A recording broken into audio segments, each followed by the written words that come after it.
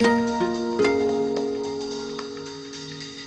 role of insurance has changed quite a lot in the past decade. 10 years ago, people bought insurance but didn't really talk about it. Today, insurance is on the boardroom agenda. We're not actually an insurance company, Lloyd's of London, we're an insurance market.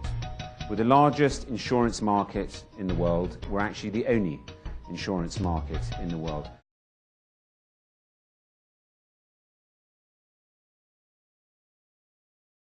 Personal analysis for Lloyd's. Political. Due to taxation increasing, companies are less likely to insure themselves. This will also have an effect on its trading policy and how companies will differentiate on what their return is. Economically, Lloyd's look to be in a position where they are growing in terms of financial records. Areas involving home trends and economics, job growth or unemployment, interest and exchange rates all play a part and have some sort of an effect. Socially, Lloyd's seem to face changes in consumer attitudes and opinions, media views, lifestyle changes and health and living standards. Technological. Lloyd's recently have invested technology called Eclipse Broking, Eclipse Underwriting and Eclipse Annual Accounting are some of the much new software to be enhanced at Lloyd's. It allows you to have an open access to businesses' information so they can manage their businesses efficiently and with confidence.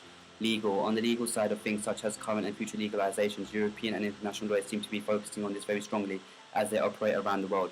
SWOT analysis of Lloyd's Insurance. Lloyd's have a good credit rating, which can be used to determine how stable they are. Due to the fact that they have a good credit rating, many argue that they have once again come through the financial crisis unscathed and without suffering a lot of negative effects that other insurance companies have suffered from.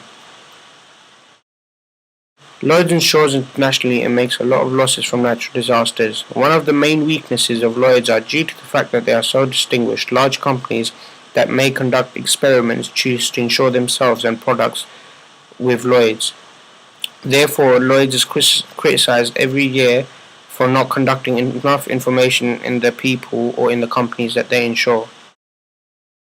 The fact that Lloyd's have good credit rating is somewhat of an opportunity because they are one of the insurance companies that have survived the financial crisis with good credit rating. Therefore, companies and individuals would feel more comfortable to insure themselves or their companies because of this. To some extent, the current financial crisis has benefited them because it has forced a growth of dependency on the company by people seeking insurance. The main threats that Lloyd's faces is losses they make from natural disasters, but realistically there is no way to prevent that unless Lloyd's open up a new sector that is focused on changes in the climate.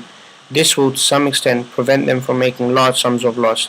7 of the 10 largest losses made by Lloyd's were because of natural disasters. Therefore, the company focusing on a sector on climate change will be well worth their time and effort because it can potentially save them millions. The challenge: climate change.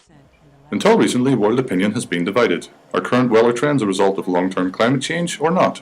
And what role, if any, has climate change played in the recent spate of weather-related catastrophes? The facts are often confused by politics and a wealth of different and sometimes conflicting evidence from a range of scientific and other sources.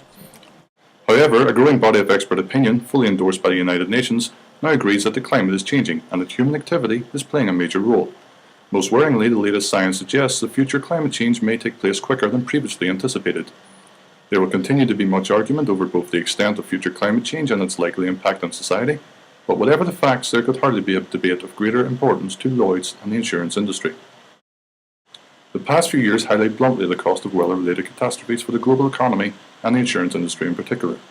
The industry's, and especially Lloyd's response, has proven that it's financially strong and well equipped to respond to these financial shocks. It is equally clear that so far, both Lloyd's and the industry has not taken changing catastrophe trends seriously enough. Climate change is likely to bring all insurance companies an even more uncertain future. If Lloyd's do not take action now to understand the risks and their impact, the changing climate could bankrupt them. Competing values framework. Currently, Lloyd's operates on an open systems model, which defines the company as innovators and brokers. This is the right model for them now and in the future as they move forward because the challenge that is facing them now could be tackled by the 3 key ideas of the open systems model, which are living with change, thinking creatively, and creating change. Some people say you can insure your way out of climate change, but the point is, with insurance, it spreads the risk around and fairly shares it amongst different people. What it doesn't do is reduce the overall level of risk, and that's why adaptation and mitigation hand in hand is the only way to tackle climate change.